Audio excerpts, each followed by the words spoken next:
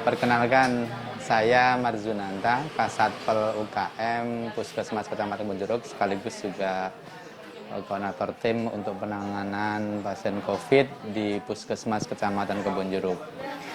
Jadi sebenarnya begini, ketika kita melakukan pelaksanaan screening, swab test ataupun rapid test, kita sesuai dengan prosedur yang sudah ditetapkan, meminimalisir penularan baik antar pasien maupun dari petugas, bahkan antar petugas pun juga.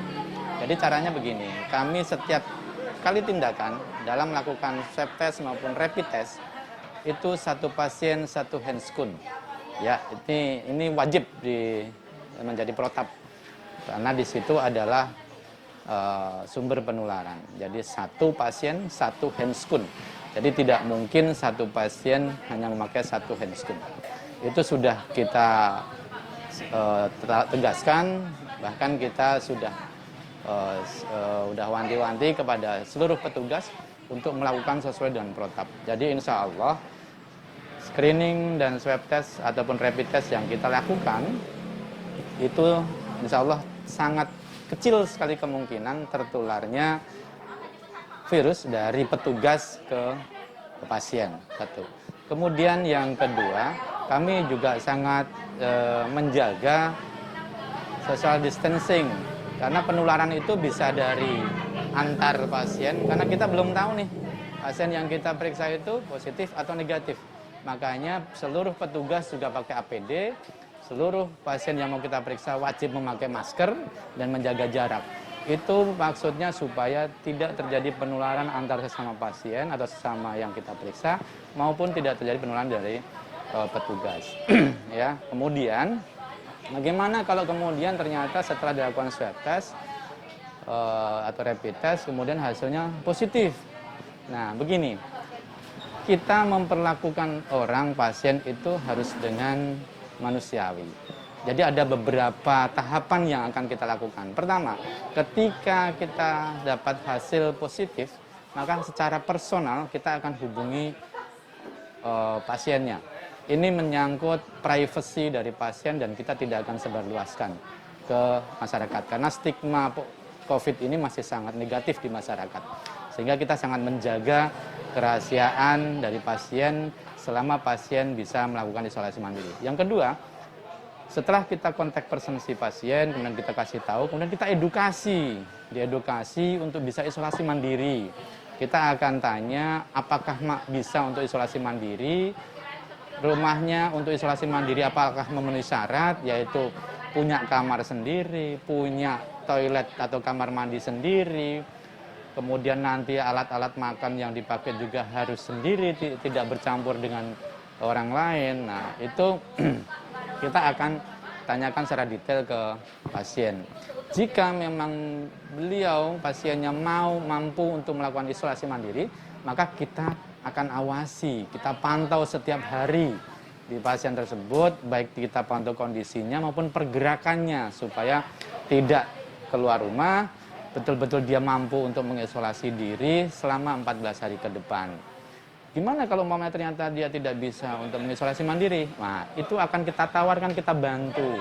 Kita bantu untuk bisa isolasi mandiri. Isolasi mandiri kemana? Bisa ke Wisma Atlet kalau umpamanya dia tanpa gejala dan tanpa komorbid atau usianya di atas 15 tahun. Atau kalau umpamanya dia ada komorbid dan di usianya mungkin sudah di bawah 15 tahun atau mungkin lansia, maka kita akan rujuk ke rumah sakit.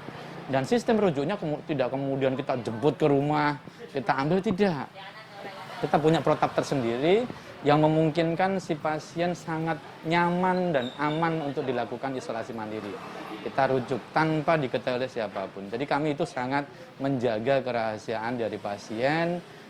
Mereka sudah mendapat diagnosa positif COVID itu sudah menjadi beban yang sangat berat. Kalau kemudian ditambah dengan dapat informasinya tersebar ke masyarakat, itu sudah sangat luar biasa beratnya. Karena diskriminasi negatifnya masih sangat luar biasa. Makanya kami sangat menjaga itu. Dan saya sebagai catatan bahwa siapapun yang mau melakukan swab test ataupun rapid test, saya angkat topi. Kenapa? karena mereka lah orang-orang yang terdepan menjadi pahlawan untuk bisa memutus rantai penularan. Kenapa bisa begitu? Karena dengan kepedulian mereka mau swab test, mereka mau rapid test, berarti mereka berusaha peduli menjaga dirinya, menjaga keluarganya, menjaga lingkungan sekitarnya terpapar dari virus corona COVID. Karena setiap orang di DKI ini bisa saja menjadi orang positif tanpa gejala, bisa jadi menjadi orang yang menularkan ataupun tertular. Jadi kalau dia mau untuk swab test, untuk rapid test, luar biasa. Berarti dia mau memutus rantai COVID, dia mau menjaga keluarganya, dia mau menjaga lingkungan sekitarnya. Nah, bagi mereka yang tidak mau ikut swab test, itu alangkah kasihannya mereka. Karena mereka sendiri tidak tahu kondisi dia sendiri. Apakah dia negatif atau positif. Kalau umpamanya ternyata dia positif, kemudian menularkan minimal ke keluarganya, alangkah jahatnya.